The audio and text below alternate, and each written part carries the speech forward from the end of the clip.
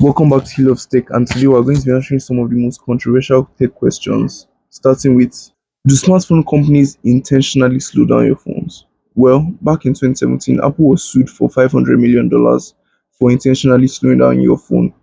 But it's not what you think. When a battery degrades, there is something called battery throttling. This is where the health of the battery of your device is affecting the performance of your device, whereby it might cause unexpected shutdowns or just general lagging or overheating. So Apple tried to reduce performance of your phone to avoid all those things, but customers were not happy because they did not want their phones to be slow even if they had bad battery health. They wanted the pure performance of the phone no matter the consequences that came by the side. So they sued them for $500 million, which amounted to about $92 per claim, and they have started paying the money out. Our flagship phones overpriced and our mid-range phones just as good for half the price?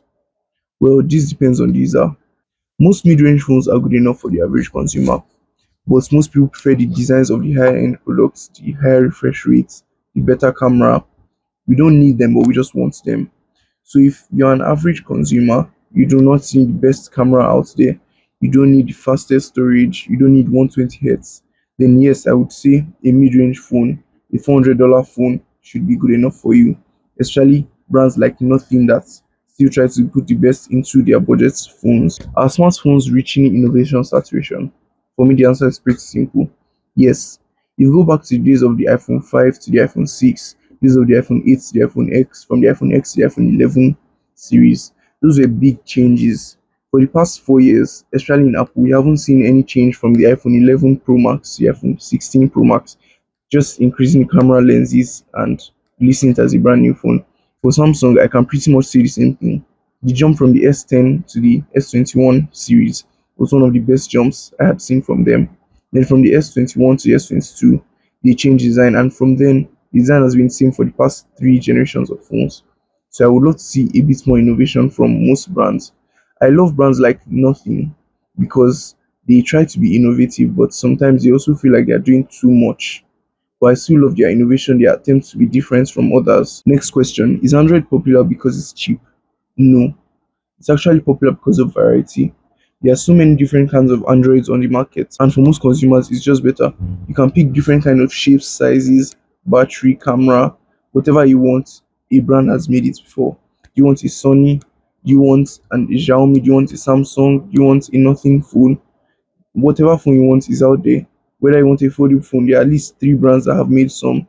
If you want a triple folding phone, they are there. If you want a camera phone, almost every phone is available on the market. So whatever you pick, Android has it already. So no, Androids are not popular because they are cheap, but because there's almost every kind of Android. Are foldable phones the future? Well, yes. Foldable phones seem to be the only phones that year after year they keep on changing or they keep on growing or becoming better. Unlike every other phone that is just constant every year, there are still changes or improvements which need to be made on foldable phones, and each year they make those changes. The phones feel better, smoother, better cameras, lighter, better battery life. So I feel there's still a lot of room for foldable phones to grow, but once they reach their peak, yes, it will be the future. And mark my words, if or when Apple enter the foldable phone market, if they can keep that phone under $2,000, they are going to beat every single competition in the market. Because it feels like Apple have a lot of followers or people that follow them no matter what they do.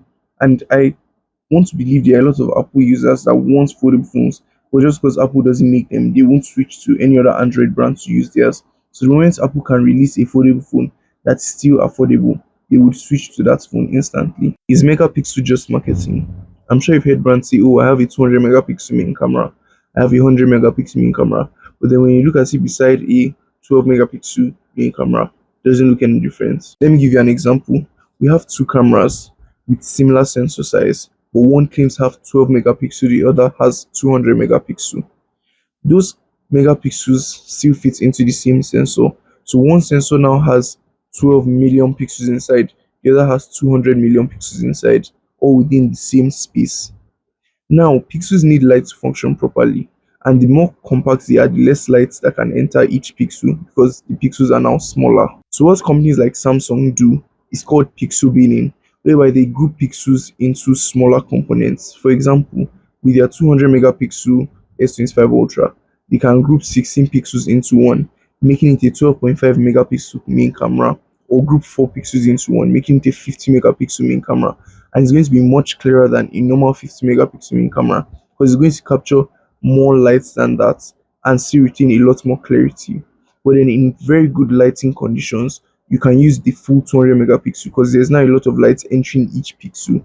Even though the pixels are smaller, you can still get full clarity of picture, good brightness, and in such conditions, when you compare it to a 12 megapixel camera, you then begin to see the full difference. Thank you very much for watching. Leave a like, subscribe, and if you have any questions, feel free to leave it in the comment section below. I'll be answering them in the part 2 of this video.